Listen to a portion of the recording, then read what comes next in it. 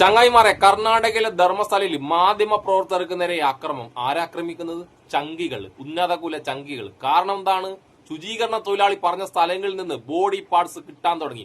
ആദ്യത്തെ കുറച്ച് സ്ഥലങ്ങളിൽ നിന്ന് ബോഡി പാർട്സ് കിട്ടിയില്ല. അപ്പൊ സംഘികൾ ആകെ സന്തോഷിച്ചു, രക്ഷപ്പെട്ടു വിചാരിച്ചു. അതിന്റെ കാരണം എന്തുകൊണ്ടാണ് കിട്ടാതിരുന്നത്? ഈ ബോഡികളൊക്കെ ആദ്യം പറഞ്ഞ സ്ഥലങ്ങളിലെ ബോഡികളൊക്കെ ഉണ്ടായിരുന്നത് നേത്രാവതി പുഴയുടെ തീരത്തായിരുന്നു. ആ നേത്രാവതി പുഴയിൽ പല സമയങ്ങളിൽ ആ ഉരുൾപൊട്ടലൂടെയും മറ്റുമുള്ള നല്ല പ്രളയം ഉണ്ടായപ്പോ ഈ ബോഡി പാർട്സുകളൊക്കെ കുറെ ഒലിച്ചുപോയി, കുറെയൊക്കെ സ്ഥാനം തെറ്റി. അതുകൊണ്ടാണ് ആദ്യം പറഞ്ഞ സ്ഥലങ്ങളിലൊന്നും ബോഡി കിട്ടാതിരുന്നത്. അപ്പൊ സംഘികൾ രക്ഷപ്പെട്ടു വിചാരിച്ചു.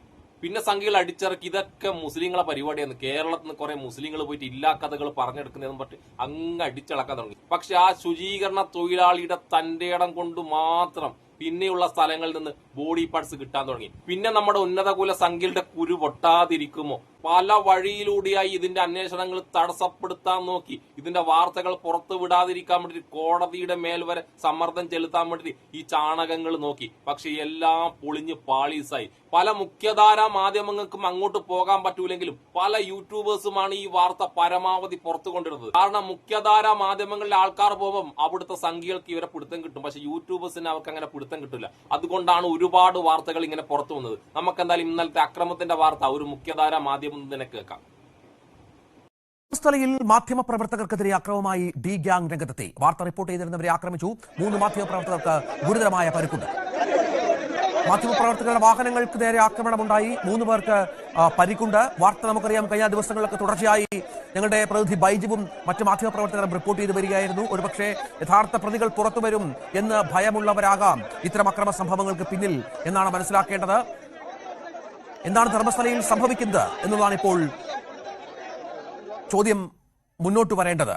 സത്യം പുറത്തു വരാൻ ആരൊക്കെയാണ്, പുറത്തു വരുന്നതിൽ ആരൊക്കെയാണ് ഭയക്കുന്നത് എന്നും പ്രധാനമാണ്. ബൈജു, ഏറ്റവും ആരാണ് ഭയക്കേണ്ടത്?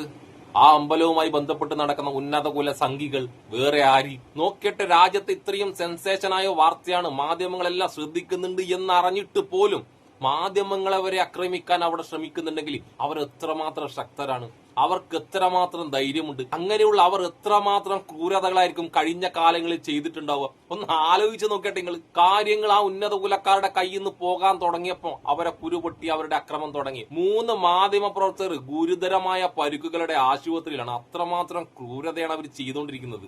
ഇനി നമുക്ക് ഈ സംഘികൾക്ക് ഇത്രമാത്രം കുരുപൊട്ടാനുണ്ടായ കാരണങ്ങൾ ഒരു യൂട്യൂബ് ചാനൽ, ഒരു മലയാള യൂട്യൂബ് ചാനൽ പറഞ്ഞിട്ടുണ്ട്. നിങ്ങൾക്ക് സമയം ഉണ്ടെങ്കിൽ നിങ്ങൾ അത് കേട്ടു നോക്ക്. കർണാടക ധർമ്മസ്ഥലയിലെ കൊലപാതകങ്ങളെല്ലാം പുറത്തുവരികയാണ്.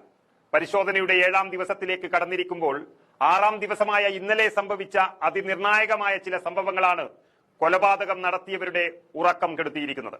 അതായത് ഈ കൊലപാതക പരമ്പരയിലെ മുഖ്യ സാക്ഷിയായ മുൻ ശുചീകരണ തൊഴിലാളി അതിബുദ്ധിമാനാണെന്ന് തെളിയിച്ച ദിവസം കൂടിയാണ് കടന്നുപോയത്.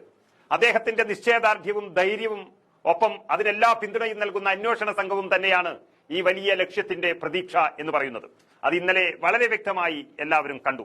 അതായത് സാക്ഷി വെളിപ്പെടുത്തിയ പ്രകാരം ആ പ്രദേശം മുഴുവൻ കുഴിച്ചിട്ടു എന്ന് പറയുന്നതിൽ ആകെ 13 പോയിന്റുകൾ മാത്രമാണ് അടയാളപ്പെടുത്തി പരിശോധിക്കാൻ അന്വേഷണ സംഘം തീരുമാനിച്ചത്. പക്ഷേ പതിറ്റാണ്ടുകൾക്ക് മുൻപായതുകൊണ്ട് നേത്രാവതിപ്പുഴയുടെ തീരങ്ങളിലുള്ള ഈ പ്രദേശത്ത് പ്രളയമടക്കമുള്ള പ്രകൃതി ദുരന്തങ്ങൾ വന്നതിനാൽ ആ കുഴിയുടെ ആഴം ഇന്ന് തിട്ടപ്പെടുത്താൻ കഴിയാതെ വന്നിരിക്കുന്നു. അതോടെ ആ മൃതദേഹങ്ങൾ കുഴിച്ചിട്ടതെല്ലാം അതിന്റെ സ്ഥലം മാറിയിരിക്കാം. ഈ ശനിയാഴ്ച വരെ അങ്ങനെയുള്ള 10 പോയിന്റുകളാണ് അന്വേഷണ സംഘം കുഴിച്ച് പരിശോധന നടത്തിയത്. പക്ഷേ 6ാം പോയിന്റിൽ നിന്നും കണ്ടെത്തിയ ID കാർഡ് അടക്കമുള്ള ചില തെളിവുകളല്ലാതെ മറ്റു കാര്യമായൊന്നും കിട്ടിയില്ല. അതും പ്രധാനപ്പെട്ടത് തന്നെയായിരുന്നു. 2 പെൺകുട്ടികളുടെ അല്ലെങ്കിൽ 2 സ്ത്രീകളുടെ മൃതദേഹമാണ് എന്നൊക്കെ ചർച്ച വന്നിരുന്നു. പക്ഷെ ഇങ്ങനെ തുടർച്ചയായി ഈ പോയിന്റുകളിൽ നിന്നും ഒന്നും കിട്ടാതെ വന്നതോടുകൂടി 10ഓളം പോയിന്റുകൾ കുഴിച്ചതിന് ശേഷം ഇതിന് പിന്നിലുള്ള പ്രമുഖരടക്കമുള്ള ക്രിമിനലുകൾ ഒന്ന് തലപൊക്കി തുടങ്ങിയതാണ്. ഒരു SIT ഉദ്യോഗസ്ഥനെ കൊണ്ട് തന്നെ സാക്ഷിയെ ഭീഷണിപ്പെടുത്തി പിന്മാറാൻ ആവശ്യപ്പെട്ടു എന്നുള്ള അതീവ ഗൗരവകരമായ കാര്യവും നമ്മൾ കണ്ടു.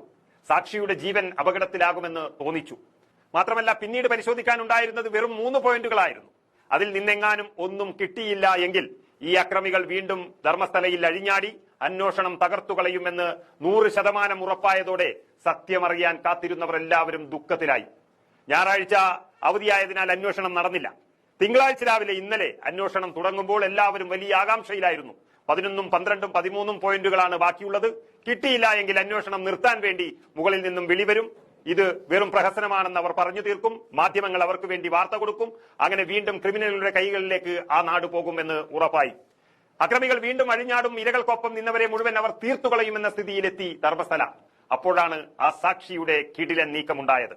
11ാം പോയിന്റിൽ കുഴിക്കാൻ അന്വേഷണ സംഘം തൊഴിലാളികളോട് ആവശ്യപ്പെടുന്ന ആ സമയം തന്നെ സാക്ഷി ഇവിടെയല്ല കുഴിക്കേണ്ടത്, മറ്റൊരു സ്ഥലം കാണിച്ചു തരാം എന്നും പറഞ്ഞ് പെട്ടെന്ന് തന്നെ 100 മീറ്റർ ഉയരത്തിലുള്ള ചെങ്കുത്തായ കുന്നിൻ മുകളിലേക്ക് അവരെ കൂട്ടിക്കൊണ്ടുപോയതും അന്വേഷണ സംഘം തന്നെ ഞെട്ടിപ്പോയ അവസ്ഥയാണ് ഉണ്ടാക്കിയത്. ബംഗള കുന്ന് എന്നാണ് ആ മേഖല അറിയപ്പെട്ടത്. അതൊരു ശവപ്പറമ്പ് എന്നുള്ളൊരു സത്യമാണ് കണ്ടെത്തിയിരിക്കുന്നത്. ഉപ്പും ചാക്കും ചുമന്ന് തൊഴിലാളികൾ അതിനു മുകളിലേക്ക് കയറുമ്പോൾ തന്നെ ദൂരെ നിന്ന് കാണുന്ന കാണികൾക്ക് ഉറപ്പായിരുന്നു അത് ശവപ്പറമ്പിലേക്കുള്ളൊരു പോക്ക് എന്നുള്ളത്. പരിശോധനയ്ക്ക് അവിടെ ഉപ്പ് വേണമായിരുന്നു. അത് മുൻകൂട്ടി നിശ്ചയിച്ച് തന്നെയാണ് ആ യാത്ര എന്നുള്ളത് പിന്നീട് മനസ്സിലായി. ചെങ്കുത്തായ കയറ്റം കയറി ഭക്ഷണം പോലും ഇല്ലാതെ പാതിരാത്രി വരെ അന്വേഷണ സംഘം അന്വേഷണം നടത്താനും സാക്ഷിക്ക് പൂർണ്ണ പിന്തുണ നൽകാനും ആ സംഘം കരുത്തായി നിന്നപ്പോൾ അവിടുന്ന് കിട്ടിയത് ഏകദേശം 4ഓളം മൃതദേഹത്തിന്റെ അസ്ഥികളാണ് എന്നാണ് പുറത്തുവരുന്ന വിവരം. അന്വേഷണ സംഘം ഒന്നും തന്നെ ഔദ്യോഗികമായി ഇപ്പോൾ പുറത്തുവിടുന്നില്ല എങ്കിലും അവർ കാര്യങ്ങളൊക്കെ വേണ്ടപ്പെട്ടവരുമായി പങ്കിട്ടു വരികയാണ്. സാക്ഷിയുടെ അഭിഭാഷകൻ കാര്യങ്ങൾ അറിയുന്നു. സാക്ഷിയും ബന്ധപ്പെട്ടവരുമായി വിവരങ്ങൾ അറിയിക്കുന്നുണ്ട്. അങ്ങനെ 6ാം പോയിന്റിൽ നിന്നും കിട്ടിയ ID കാർഡ് അടക്കമുള്ള ചില തെളിവുകളെ പോലും നിസാരമായി കണ്ട് നശിപ്പിക്കാൻ മുകളിൽ നിന്നും സമ്മർദ്ദം വരുന്ന സമയത്താണ് ബുദ്ധിമാനായ സാക്ഷി ഭീമ ഈ നീക്കം നടത്തി വിജയിപ്പിച്ചത്.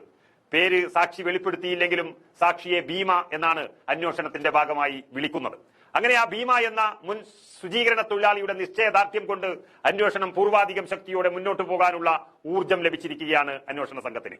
അന്വേഷണം നടക്കുന്ന സ്ഥലത്തേക്ക് അങ്ങനെ ആർക്കും പ്രവേശനമില്ലെങ്കിലും കുറച്ചു മാറി റോഡുകളിലെല്ലാം ആയിരക്കണക്കിന് ജനങ്ങളാണ് തടിച്ചുകൂടുന്നത്. സാക്ഷിയുടെയും ഇരകളുടെയും ഭാഗം ശക്തിപ്പെടുകയും ഈ കൊലപാതക പരമ്പരയ്ക്ക് പിന്നിലുള്ള വലിയൊരു അധികാരവർഗത്തിന്റെ ശക്തി ചോർന്നു പോവുകയും ചെയ്യുന്നൊരവസ്ഥയാണ് ധർമ്മസ്ഥലയിൽ തുടങ്ങിയിട്ടുള്ളത്. അതിനെ കൂടുതൽ ശക്തി പകരുന്നതാണ് സാക്ഷി ഭീമയുടെ ഇന്നലെ കണ്ട നീക്കം. ലോക്കൽ പോലീസുകാരെല്ലാം ഈ അധികാരികളുടെ ഏറാൻ മൂളികളായി ജീവിക്കുന്നത് വർഷങ്ങളായി അവിടെ. അവരുടെയൊക്കെ സഹായം കൊണ്ടാണ് ഈ കുഴിച്ചു മൂടിയത് എന്ന് തന്നെ പറയുന്നത്. അന്വേഷണം നിർത്തിവെങ്ങാനും വെച്ചാൽ ഈ പാവങ്ങളെ വീണ്ടും ആക്രമിക്കുമെന്നുറപ്പായിരുന്നു. ആ സമയത്താണ് സാക്ഷി വലിയൊരു നീക്കം നടത്തിയതും വിജയിപ്പിച്ചതും. ഏകദേശം 5 ബോക്സുകളിലായിട്ടാണ് അവിടുന്ന് കിട്ടിയ അസ്ഥികൾ പുറത്തു കൊണ്ടുപോയത് എന്നാണ് അറിയുന്നത്. 2 ചാക്ക് ഉപ്പും മുകളിലേക്ക് കൊണ്ടുപോയിരുന്നു. അത് പരിശോധനയ്ക്ക് ആവശ്യമുള്ളതായിരുന്നു. സാക്ഷിയുടെ നീക്കം എന്ത് എന്ന് നാട്ടുകാർക്കും മറ്റു പല ഉദ്യോഗസ്ഥർക്കും അറിയില്ലാമായിരുന്നു. പക്ഷേ ഈ ഉപ്പും ചാക്കും മുകളിലോട്ട് ചുമന്നു കൊണ്ടുപോകുമ്പോൾ തന്നെ മൃതദേഹമുണ്ട് എന്നുള്ളത് സ്ഥിരീകരിച്ചുള്ള പോക്കായിരുന്നു അത്. ഏതായാലും ഇനി കുഴിക്കുന്നത് 11, 12, 13 പോയിന്റുകളാണ്. അതിൽ 100% ലഭിക്കുമെന്ന് ഭീമ തന്നെ പറയുന്നു. കാരണം അത് റോഡരികിലാണ്. അവിടെ പ്രളയമൊന്നും ബാധിച്ചിട്ടില്ല.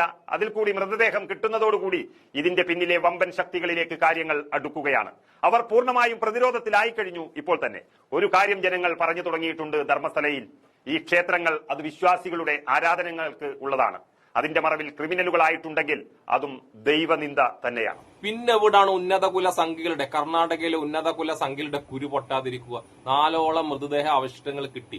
ഇനി കുഴിക്കാനുള്ളത് റോഡരികിലുള്ള സ്ഥലങ്ങളാണ്. അത് സംഖ്യ കൃത്യമായിട്ട് അറിയാം. സംഭവം ഇനി രക്ഷയില്ല എന്ന അവസ്ഥ വന്നപ്പോൾ അക്രമം തുടങ്ങി. നിങ്ങൾ ആലോചിച്ച് ഈ സമയത്ത് ഇവർ ഇങ്ങനെ ആക്രമിക്കുന്നുണ്ടെങ്കിൽ പണ്ടൊക്കെ എന്തായിരിക്കും അവിടുത്തെ അവസ്ഥ? പണ്ട് എന്ന് പറഞ്ഞാൽ കുറച്ചു കാലം മുന്നേ വരെ എന്തായിരിക്കും അവിടുത്തെ അവസ്ഥ? ഇതൊക്കെ പുറത്തു വന്നാലും ഈ പ്രതികൾ ശിക്ഷിക്കപ്പെടുമെന്ന് യാതൊരു പ്രതീക്ഷ എനക്കില്ല. കാരണം അത്രമേൽ ശക്തരാണ് ആ പ്രതികൾ. പക്ഷെ ഇനി അങ്ങോട്ട് ഇതുപോലുള്ള ക്രൂരതകൾ, ഇതുപോലുള്ള ബലാത്സംഗങ്ങൾ നടക്കാതിരിക്കാൻ വേണ്ടിയിട്ട് അവർ പിടിക്കപ്പെടുക, അവർ ശിക്ഷിക്കപ്പെടുക എന്നുള്ളത് ആവശ്യം തന്നെയാണ്. ഈ സാക്ഷി ഉണ്ടല്ലോ, ഈ ശുചീകരണ സാക്ഷിയുടെ ജീവനും എത്രമാത്രം സുരക്ഷിതമാണെന്ന് ആർക്കും അറിയില്ല. കാരണം അതേ അന്വേഷണ സംഘത്തിലുള്ള ആള് തന്നെ ഈ സാക്ഷിനെ ഭീഷണിപ്പെടുത്തുന്നുണ്ട്. ഇപ്പം പ്രതികൾ എത്രമാത്രം ശക്തരെന്ന് ആലോചിച്ചോട്ടെ. എന്നാലും ആ അന്വേഷണ സംഘത്തിലുള്ളവർ നല്ല തന്റെ ഇടമുള്ളവർ ഉള്ളത് കൊണ്ട് മാത്രമാണ് ഈ അന്വേഷണം ഇപ്പോഴും ഇങ്ങനെ നടക്കുന്നത്. ഏതൊക്കെ ഘട്ടകാലത്തും നിങ്ങൾ സത്യത്തെ എത്രമാത്രം മറച്ചു വെക്കാൻ നോക്കിയാലും സത്യം എപ്പോഴെങ്കിലുമായിട്ട് പുറത്തു വരിക തന്നെ ചെയ്യും. കാരണം ദൈവം എന്ന് പറഞ്ഞൊരു സാധനം ഉള്ളത് കൊണ്ട് നിങ്ങൾ സത്യത്തെ എത്ര കുഴിച്ചിട്ടാലും അത് പുറത്തു വരിക തന്നെ ചെയ്യും.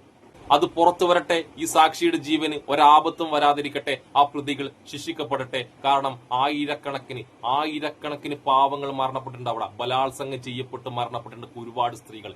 അവരുടെയൊക്കെ ആത്മാവിന് ശാന്തി കിട്ടണമെങ്കിൽ ഈ ക്രൂര കുറ്റവാളികൾ പിടിക്കപ്പെടുക തന്നെ ചെയ്യണം. അവർ ശിക്ഷിക്കപ്പെടുക തന്നെ ചെയ്യണം. അപ്പൊ എന്നെ ഇഷ്ടപ്പെടുന്ന എല്ലാവർക്കും എന്റെ ഒരു നല്ല സുല.